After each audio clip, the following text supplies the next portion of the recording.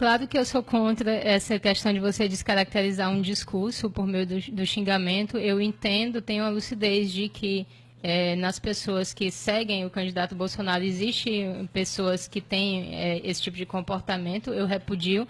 Agora, é preciso salientar também que isso é consequência já de uma descaracterização de qualquer discurso que seja contrário à esquerda. Porque a esquerda xinga de fascista todo aquele que não se comporta dentro da sua pauta. E isso é você calar um discurso. E as pessoas estão tanto quanto saturadas disso. Se você não compra a pauta feminista do aborto, se você não compra a pauta que apoia o ex-presidente Lula, que acha que ele está preso injustamente, se você não acompanha todas essas pautas ideológicas, então você quase que imediatamente é chamado de fascista. Se você, por exemplo, é a favor do Escola Sem Partido, você é chamado de fascista. Então, o uso desse termo de uma maneira completamente irresponsável tem efetivamente calado discursos que são discursos razoáveis. Por exemplo, o meu discurso ele não é um discurso autoritário, ele não é um discurso fascista, ele não é um discurso que se encaixe em nenhum desses perfis autoritários. É simplesmente um discurso que vai contra o apoio, a apologia de uma visão de mundo que é completamente ideológica e que tem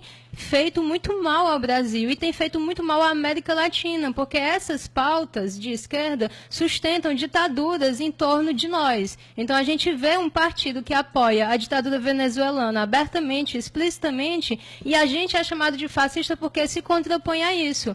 A gente vê, aí a nossa amiga jornalista disse, e eu concordo que essa discussão política ela está sendo pautada muito em relação à ética e à moral, mas é claro, se a gente teve anos e anos e anos de uma pauta progressista sendo empurrada goela abaixo de todos nós, então é óbvio que está havendo uma resistência agora.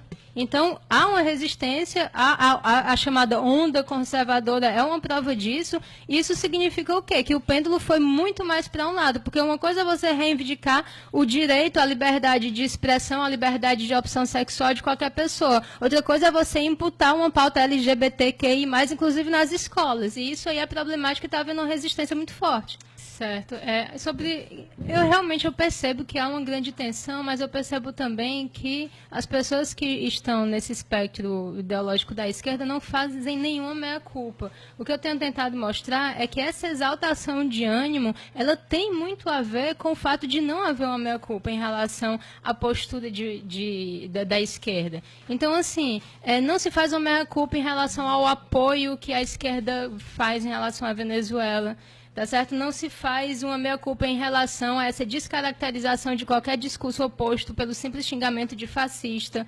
Não se faz uma meia-culpa em relação ao exagero das pautas progressistas que se descaracterizam. Porque uma coisa é você lutar pela igualdade de gênero, pela igualdade perante a lei, pelo respeito às diferenças de opção sexual. Outra coisa é você fazer uma manifestação LGBTQI, sei lá, mais o quê, e começar a depreciar imagens religiosas, a começar a debochar da crença alheia, a jogar imagens e fazer manifestações em frente a catedrais com pelado. Então, tudo isso é um exagero que tem provocado uma repulsa. Por isso que eu digo, é preciso considerar a realidade que se manifestou agora nas pesquisas. Houve um movimento, ele não, certo? E houve uma resposta. Qual foi a resposta? O candidato cresceu. Por que ele cresceu? Porque as pessoas não estão mais engolindo esse tipo de coisa, que quer encaixar determinadas visões em uma pauta específica ideológica. Então, se você é negro, você tem que ser de esquerda,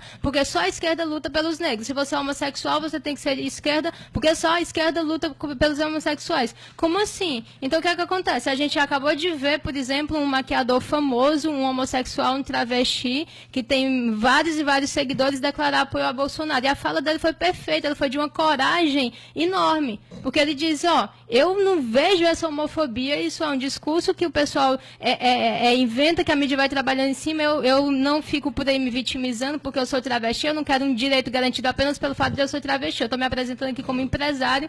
Então ele teve muitas visualizações. Você tem um vereador que é liberal, que é o Fernando Holliday, que ele é negro, ele é homossexual e ele é contra todo esse tipo de pauta. Todo esse tipo de pauta que vitimiza, que quer fazer valer um direito simplesmente pelo fato da pessoa ser negra, simplesmente pelo fato de ser gay. Então você tem que encarar isso para poder o próprio discurso político ele se aplainar um pouco, porque se a esquerda continuar ofendendo, dizendo que qualquer pessoa é fascista quando a pessoa sabe que não é, porque, por exemplo, um liberal ele quer menos Estado, o fascismo quer tudo no Estado, tudo pelo Estado, então é uma coisa tão absurda você chamar um liberal de fascista e as pessoas fazem isso à torta e à direito.